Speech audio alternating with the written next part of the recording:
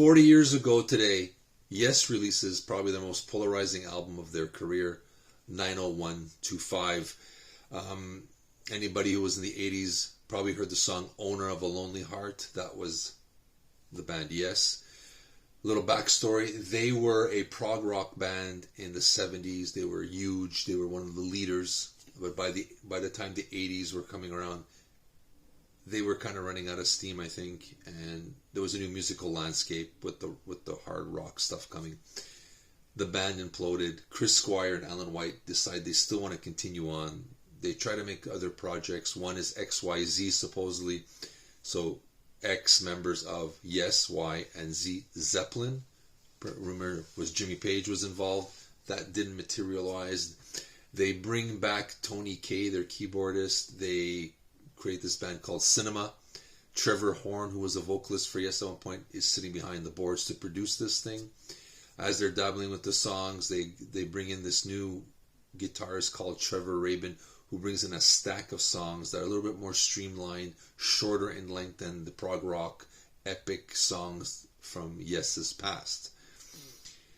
They kind of dabble around. They realize they'd like to get John Anderson hears that members of Yes are recording. He wants to get involved, comes in.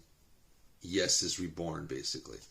Very different sounding Yes, that's for sure. A lot of fans in the beginning, I remember, hated this album. If you were old school 70s Yes fan, you hated this album. This was everything that they weren't. Streamlined songs, much shorter. I think the longest one is about 5 minutes, 5.5 minutes. So compared to your 8 minutes, their minimum 8 minute long epic tracks, this is very different. Catchy choruses. But the thing is, the choruses are great, but they're not your standard 80s sounding. There's like Leave It, which has an a cappella chorus. Changes, has great vocal interplays between Rabin and Anderson. There's a beautiful ballad called Hearts at the end. There's sprinkles of Eastern keyboards on there. It's very different. It's very commercial, very accessible. But the instrumentation is phenomenal. The vocal interplay in the song, the harmonization is unparalleled on this album. So yes, it is commercial, but it is really solid tracks on here. I love this album to this day. They came out, Rhino did a remastering years ago.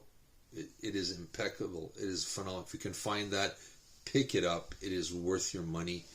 I still say this album sounds amazing. It sounds just as good now as it did then. I mean, there's a little bit of the 80s sound to it, but it still sounds great and fresh. And it shows a rebirth of a band that, we all love. And it just shows that out of the deepest and darkest moments, sometimes like a phoenix to the flame, right? You emerge stronger than ever. I think this is a really strong album. I love it to this day. It got me into Yes, and I went backwards. I love both aspects. I like their prog rock stuff, and I love this album. I know a lot of fans used to hate it. I hope by now you've learned to love it like I do. I think it's still a strong album.